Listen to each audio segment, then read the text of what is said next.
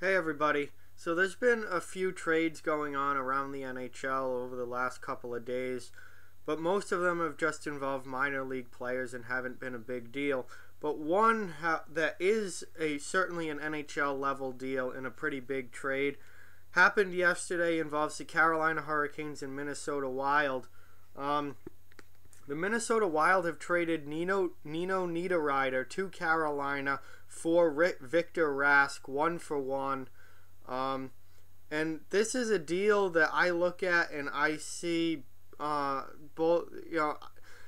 It's not a deal that I think greatly improves either team at face value. I think that this is kind of a change of scenery type deal. I think both of these players, the teams are thinking anyway, that both of these players would benefit from a change of scenery.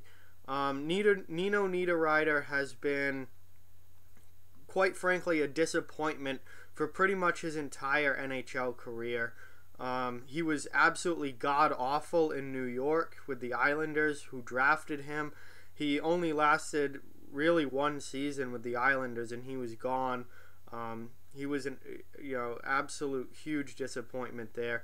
Then he went to Minnesota. He had a few 20-goal seasons with Minnesota, but a couple seasons ago he had 25 goals and 57 points, and everyone thought that was Nino Niederreiter's big breakout season, and that he was going to trend up from there. Minnesota was really happy with that year.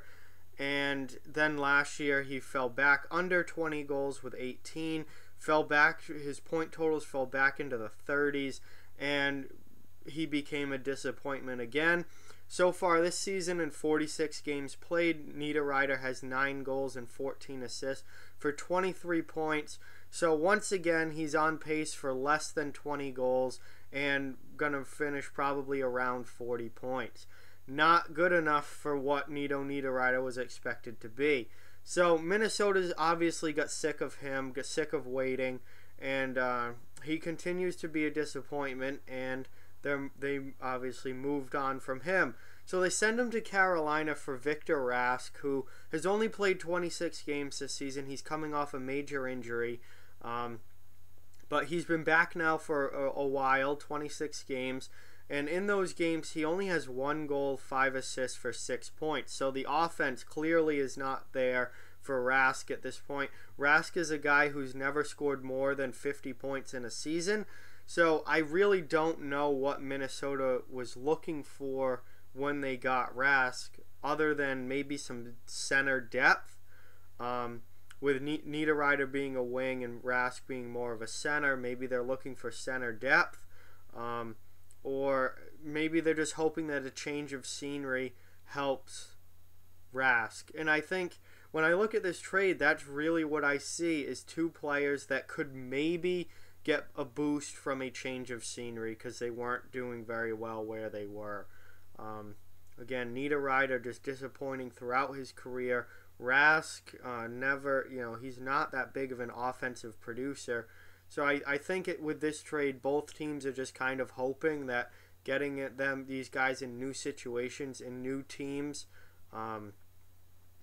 will boost their offensive production and maybe help them have a better second half of the season. I mean, both teams are bubble playoff teams. You have Carolina making a push in the East. I think that their mindset on this is that they're adding someone who could potentially be a good goal scorer for them, and that will help them with their playoff push.